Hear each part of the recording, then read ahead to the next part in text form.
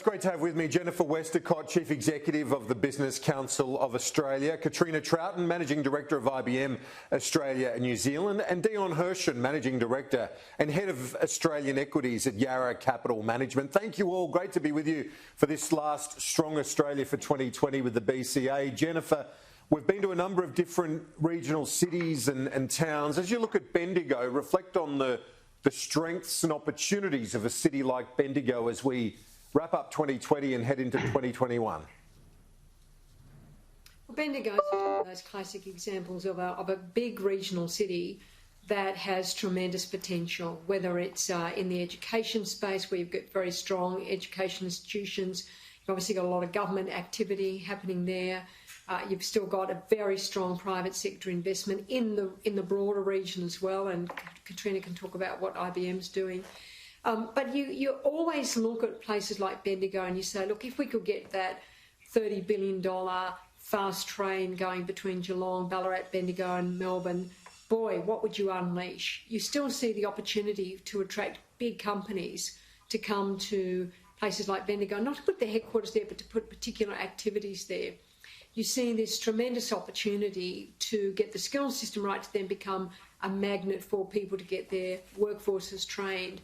And you see the opportunity for tourism, and obviously Qantas is back flying into Bendigo, which is great news. But maybe upgrading the airport can actually kind of put that in acceleration mode. So everywhere I go, you see places like Bendigo, but particularly those big cities like Bendigo, where you think, boy, unleash that potential. You start to unleash the potential of the country. Yeah, and you're right to point to Katrina Troughton, IBM as well, because IBM, Katrina, has a deep and strategic collaboration, doesn't it, with regional Victoria, and it's been so for a quarter of a century. Yeah, look, absolutely. So for us, our IBM presence in Ballarat has been a key part of our overall business, as you said, there for 25 years now, and was really established around a partnership with Federation University. In fact, we're the cornerstone tenants of the Federation Technology Park. And I think these are really good examples of what we can look for and replicate into other regions and other cities around the country. We have over 500 professionals in that centre that provide a variety of services, from help desk through to services into government and key organisations across this country. And we provide a lot of opportunities for training and experience of others. So the centre itself, 500 people, but the research that we've just recently completed shows about 700 jobs in total, $1.2 billion of incremental opportunity for the region out of a result of that. When you go and look at the success of the technology park, well, that technology park now has over 4,000 employees and a really significant economic centre into Ballarat. So I think it's a great example of what we can do in regional Australia, and certainly one that's very important to us. Dion Hershen, as Managing Director of Yarra Capital Management, how do you reflect on the investment proposition that a city like Bendigo proposes? Look, I think there's a lot of compelling attributes, and we've heard a lot today about the comparative advantages of Bendigo and other large regional cities. And when you look at a large workforce, you look at a growing population, high standards of living, low cost of doing business, there are some real compelling advantages. And I think that the clear point is you need to build awareness of those competitive advantages and comparative advantages, so large businesses like IBM and other large Australian businesses can be aware and pursue those opportunities. Jennifer Westacott, we go back to, well, there's two elements, isn't there, in terms of connectivity. There's the old school infrastructure, trains and roads, but it's also the digital connectivity that's so important to a place like Bendigo. Absolutely. We've got to sort of make sure that digital connectivity starts to become part of our infrastructure thinking, because, it doesn't matter what industry you're in now, you're going to have a digital component. And you probably have found that out pretty quickly during COVID.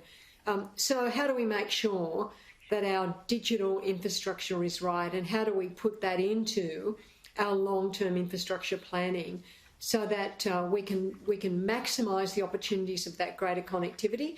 But I'd also say to small and medium businesses, and we were talking to them today, you've got to start thinking about your digital future, how you're going to accelerate and expand your digital footprint, and making sure that you're feeding into decision makers the sort of infrastructure that's going to be needed so that you can expand your business and expand your operations. But, you know, we always talk about the plumbing. We've got to start thinking about the digital plumbing for places like Bendigo, but places all around Australia.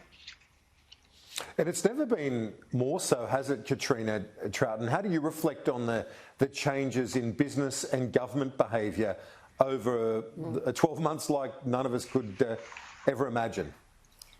Well, exactly, and business, government and all of us.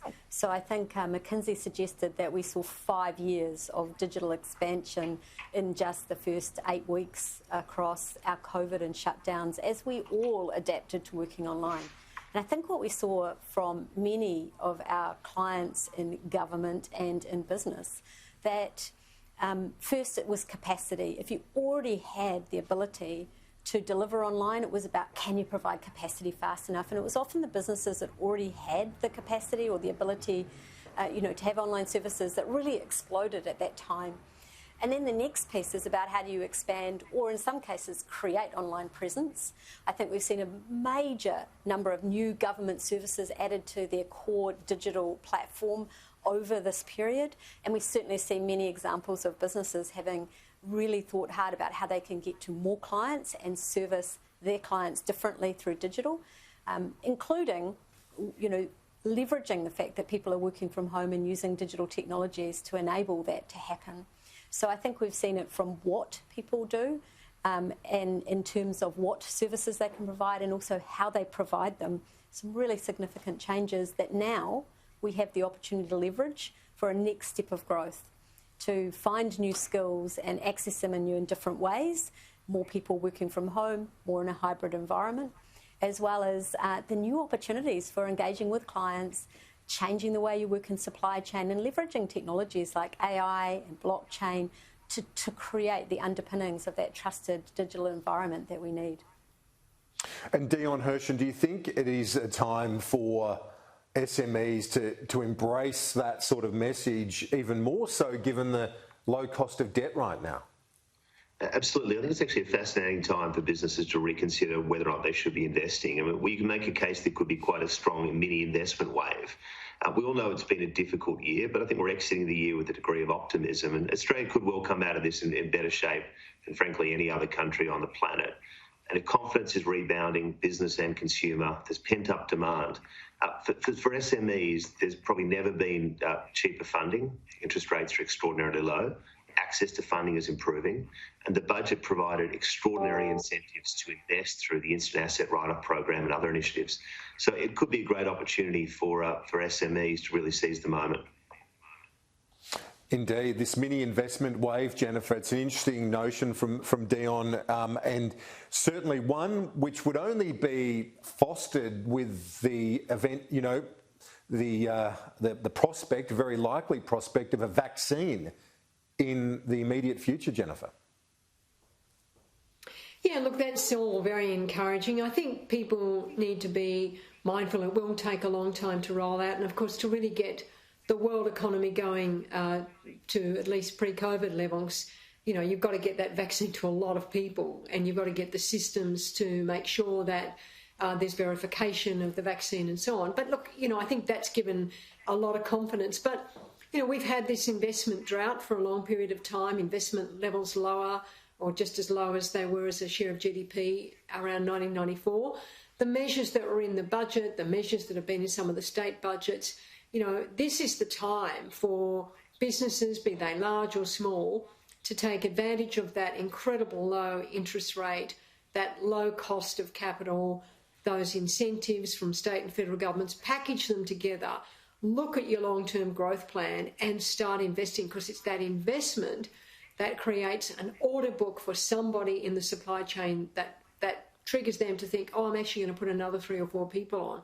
So it won't just then be the replacement jobs, it'll be the new jobs that we create through that investment cycle. Katrina Troughton, how do you reflect on that in terms of the government's policies, support and so on with the investment allowance? And how does that relate, from a multinational perspective of IBM? The health story, to me, seems to underpin everything. Thankfully, as a nation, we've done comparatively, brilliantly, haven't we? Look, absolutely. I think comparatively we're in a great position, and I think we just heard earlier, to be optimistic and positive about what we can do going forward. Certainly, I think the government has really offered some incentives for business to think about where and how they make investment and to take those steps forward around digital.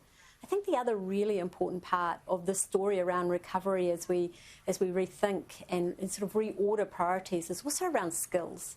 You talked about where jobs and new skill opportunities are, and they're absolutely around digital skills in the areas of cyber, AI, blockchain, these new technologies that are really fueling growth in digital, and the opportunity for reskilling existing workers into some of these new areas, but also for us to think about how we really work closely with the university sector and even through to our high schools around creating the skills that we will need that are going to continue to fuel, I think, the future growth, and being able to not just have accelerated digital and the adoption that we've seen across the last period of time, but now keep it there and in fact even expand it more to really take the opportunity that's there in these new areas we've been talking about. Dion Hershen, how do you reflect on that message there from Katrina in terms of the importance for the economy, for our strengths, to have a skills program, an education system that's able to be nimble and I guess capitalise on the hundreds of thousands of new jobs that'll be in that space over coming years? It's essential. I mean, the bedrock of any strong society is education, which can create skills, which can create employment, and there's a wonderful multiplier that emanates from that. So you can't underestimate the importance of it enough, and I think Katrina's comments are very insightful. The jobs that are going to be created are probably different to some of the jobs that have been lost, and in doing so, you require skills, you require education. But I think there's a strong case to be made for Australia here. I mean, education pre-COVID was our second largest export, and certainly a sector where we have got a comparative advantage. Jennifer Westacott, it's a passion of yours. You've argued for reform in this space for a long time. How do you reflect on where we are right now in terms of capitalising on some of that opportunity when it comes to the growth sectors that Katrina talks about? Well, I think we are taking the steps that people like me have been calling for, where we're looking at our vet system. We've got this new agreement between the Commonwealth and the States, which is all about, getting people job ready through training, breaking down the kind of long path to qualifications and getting that more into modules or micro-credentials. And it has to continue, and we have to kind of go even harder because we know two things. We know that many people's tasks are going to change, and they're going to change because of technology, because of the nature of their job, and they'll need upskilling and reskilling. But the second thing we also know is that big companies will be attracted to where they can find the skilled people, and they will be a magnet to places like Bendigo if they think, hang on, I can see that these skills exist in that area and I can get that skilled labour force. That will attract a lot of investment, which of course then creates more jobs. So, this is a pivotal issue that we have to get right, and we have to make it easier for people to reskill. We have to make it easier for people to get qualified. But most importantly, we have to design the system with employers so that we're training people in the jobs that are going to be created and the jobs that are going to be replaced. Katrina Troughton, is there a lesson to be learned? I mean, obviously IBM has done very well in terms of engaging not just university students but kids in high school and so on, and making sure that they're learning the skills required for your business. Is there an approach here that can be used by other large companies in getting in early and getting the kids taught the skills necessary to have a good career in their organisations? Look, I think the answer is absolutely. And, our view of the skills required, I think, matches really well with some of the things Jennifer talked about. The idea of micro-credentialing, of skills, and different pathways into technology careers is vital. We've always traditionally talked about blue-collar workers and white-collar workers. We talk about new-collar workers, a set of people who really build key skills and start their careers based on that. And of course, we're in a world now of, I think, lifelong learning and improving skills. So micro-credentialing and continue to develop those skills required over time is really going to be key.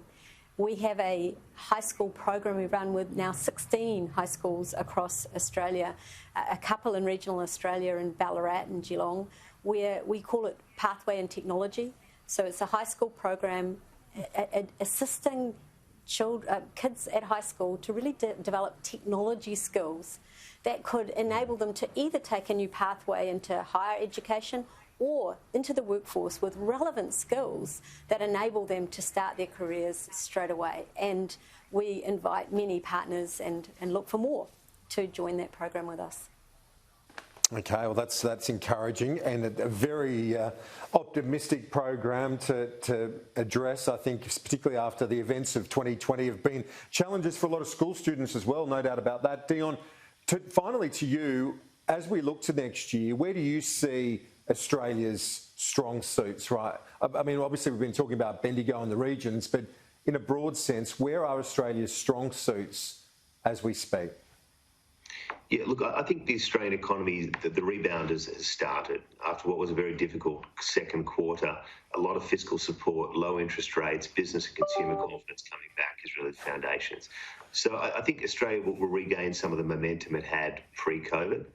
The resources sector, which is important to our exports, remains extremely vibrant. Skilled manufacturing is an important sector for Australia as well. But obviously, we want tourism and exports of education to resume because there's a big gap there in the economy as it currently stands today. So it's not going to be some rapid recovery, but it's going to be gradual. And as I said before, I think there are some grounds for optimism. Yeah, indeed. Well, Dion, great to chat to you and Katrina. And my final question to Jennifer Westacott. I guess one of the key things is once we open as an economy to stay open, Jennifer. Absolutely. We cannot have stop-start stuff. We've got to make sure that we get those local containment strategies working, that we really do get our quarantine right so that we can gradually, carefully open up in our international economy.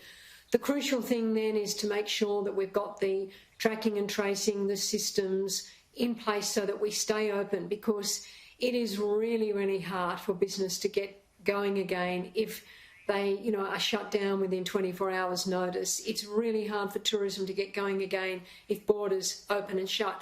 People need certainty to plan so they can make those investment decisions that Dion's talking about, so that they can start hiring people, and we need to give them confidence that once we've opened, we're staying open, and that we can manage those local breakouts properly, so that activity will see jobs replaced. It will also see new jobs created.